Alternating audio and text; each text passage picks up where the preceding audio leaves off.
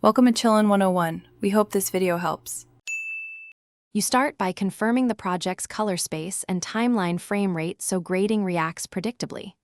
Once done, import your clip, place it on the timeline, and enable high-quality playback to avoid misleading artifacts. Move to the color page and create a dedicated node for primary contrast work.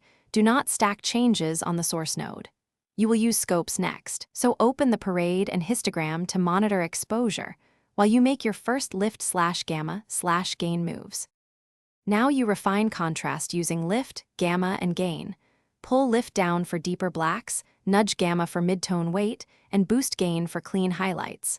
Once you have a rough shape, add a curves node and use the custom or Luma curve to tighten contrast where needed. Create an S-curve but soften the corners to avoid clipping. Make small, visible changes while watching the parade and histogram, and adjust the pivot point so midtones remain natural against your contrast moves. To finish, protect faces and important highlights with power windows or qualifiers before global contrast tweaks so skin tones stay intact.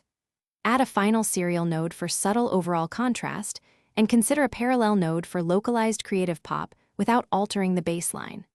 Once done, toggle the node to compare before/after and match other shots using split screen or gallery still.